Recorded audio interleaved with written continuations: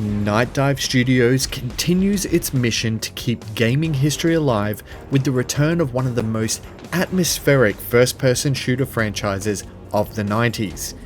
Heretic and Hexen carved out their own identity alongside Doom by trading sci-fi demons with dark fantasy magic and twisted worlds ruled by the Serpent Riders.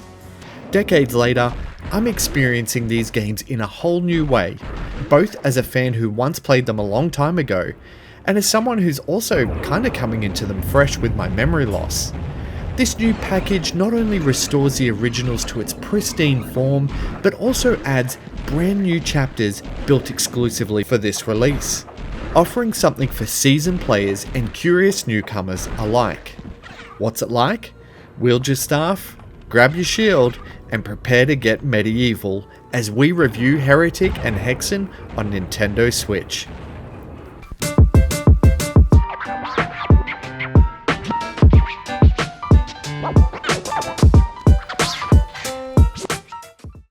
For those who are young enough to not have knee and back pain, Heretic and Hexen were kind of like the cousins of Doom. While neither game hit the same sales heights like Doom, both Hexen and Heretic did very well for their time, with Hexen selling enough copies to warrant expansion packs. Heretic arrived in 1994 as a fantasy-themed first-person shooter, swapping those sci-fi demons for gothic magic and cursed landscapes.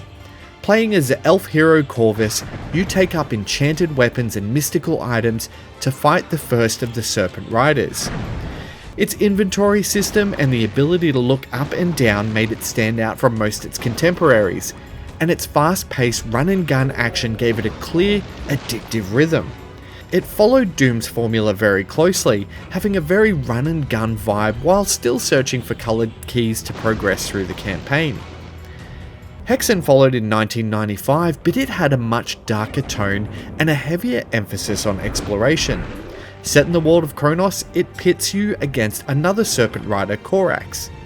This time, you actually choose one of three classes, which can be a fighter, cleric, or mage, and each has their own unique weapons and abilities.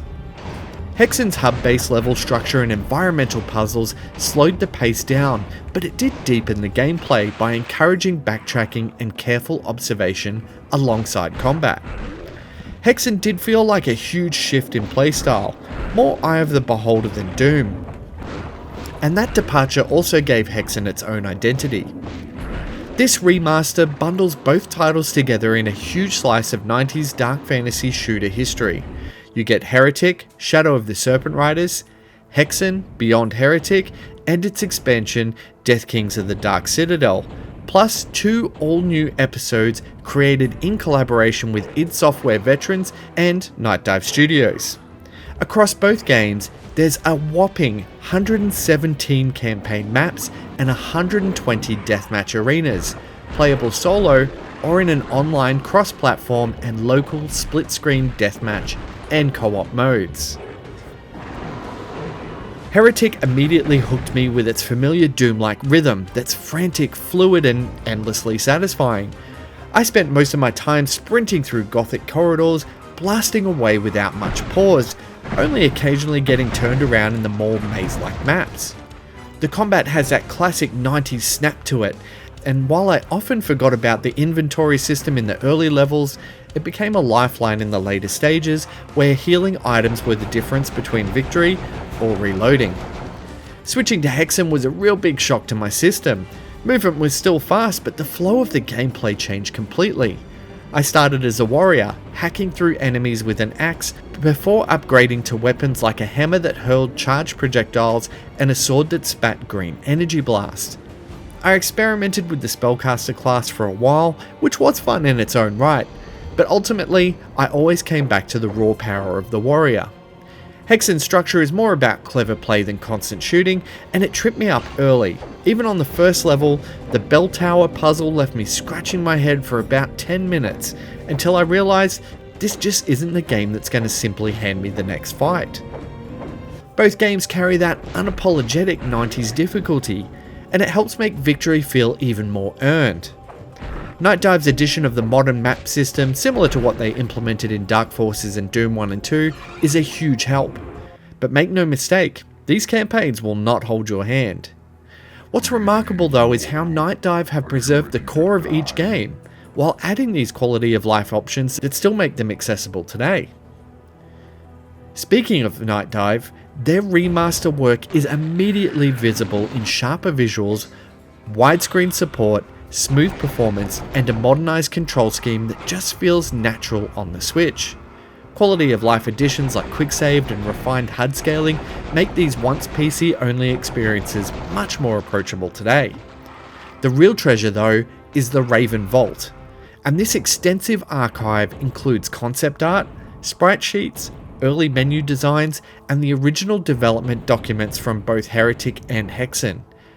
It's a sort of behind the scenes content most players would have never seen back in the 90s, and it's presented here with the same care that we saw in Night Dive's sublime Dark Forces remaster.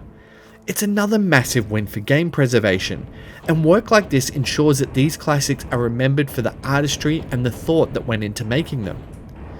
Night Dive clearly respects the source material and handles it with the expertise that makes this release feel definitive. The new visual polish brings Heretic and Hexen into sharper focus without losing their 90s character. Playing on Switch, the upgraded textures and widescreen support make environments feel cleaner and more defined. I did switch back to the original visuals a few times for curiosity's sake, but the remastered sharpness quickly became my default as it was the clearest these worlds have ever looked. The only thing Switch owners miss out on is the full 4K resolution, since this release is actually just built for the Switch One in mind. It's not a deal breaker by any means, but it's hard not to hope for a future Switch 2 update that takes advantage of these higher resolutions. Even without that though, both games retain their strong dark gothic feel with oppressive cathedrals, cursed landscapes, and dark corridors, and it makes them feel worlds apart from Doom's more industrial and sci-fi settings. This aesthetic is distinctive now as it was 3 decades ago, and Night Dive's work ensures it shines on modern screens. This remaster debuts a completely new enhanced soundtrack from composer Andrew Hulsholt, whose work has breathed fresh life into the world of Heretic and Hexen. Known for his heavy, atmospheric scores and modern retro shooters, Hulsholt has taken the original's dark, brooding tone and elevated it with richer instrumentation, deeper bass, and a cinematic polish. The result keeps the spirit of the classic intact while making it feel more powerful and more immersive. For my warriors and clerics looking into accessibility options, there are plenty of options to make your time with Hexen and Heretic more comfortable. From high contrast text, reducing red textures, transparent projectiles, text to speech to text, rebind everything, as well as customizing your display scalability, there's nearly an option for everything. And at under $23 Australian, Hexen and Heretic offer exceptional value for fans of the game and even newcomers looking to go a bit old school.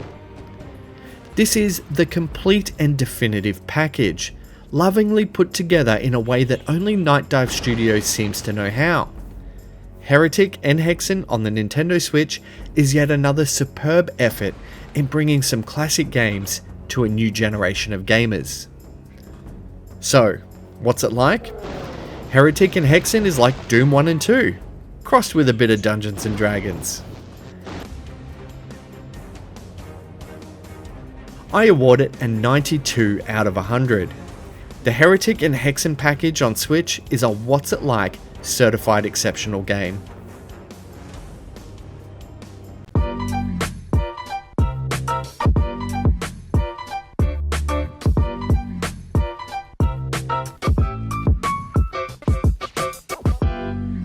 Thanks so much for watching my video.